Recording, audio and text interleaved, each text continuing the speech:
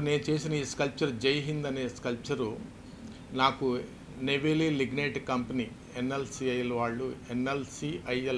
వారు నాకు ఈ అవకాశం ఇచ్చారు. నెవేలి లిగ్నైట్ కంపెనీ సిఎండి గారు నన్ను ఇన్వైట్ చేయడం జరిగింది.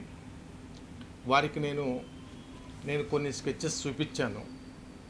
అందులో భాగంగా నేషనల్ ఇంటిగ్రిటీ లేకపోతే దేశం యొక్క స్వచ్ఛత ఈ సేవల భాగంగా దాన్ని ఇంపాక్ట్ అయ్యే విధంగా, దాన్ని చూపించే విధంగా, ప్రతిబింబించే విధంగా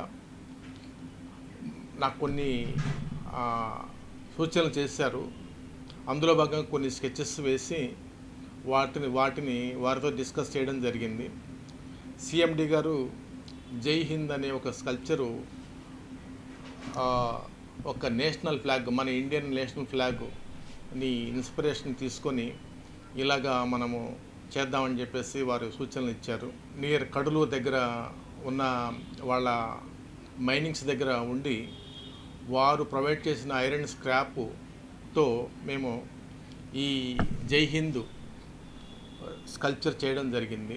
ముఖ్యంగా ఇందులో తీసుకున్న ఎలిమెంట్స్ మన నేషనల్ ఫ్లాగ్, దాని యొక్క ఇన్ఫ్లుయెన్స్ తీసుకొని నేను ఈ వర్క్లో చూపించడం జరిగింది. ముఖ్యంగా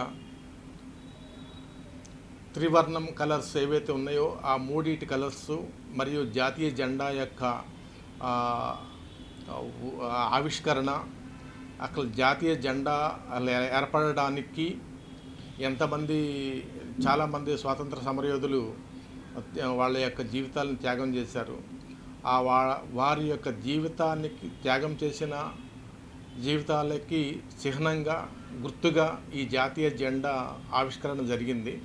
సో ముఖ్యంగా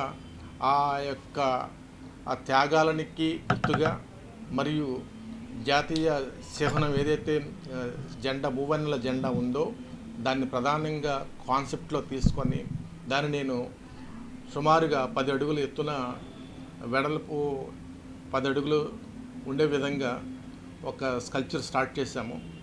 మధ్యలో సిఎండి గారు కూడా వచ్చి కొన్ని సూచనలు ఇస్తూ దాన్ని ఏ విధంగా మనము ప్రొజెక్ట్ చేయాలి, ఎలాగ చేస్తే బాగుంటుంది అనేది వారి సలహాలు, సూచనలు, అదేవిధంగా రాజశేఖర్ గారు, శ్రీనివాస్ గారు, నెడింజేయల్ గారు, ఇలాగా ఈ నెవేలి డిపార్ట్మెంట్ స్టాఫ్స్ వాళ్ళందరూ కూడా నాకు సపోర్ట్ చేస్తూ సిఎండి గారి సూచనల మేరకు ఈ జై హింద్ అనే స్కల్ప్చర్ని నేను చేయడం జరిగింది.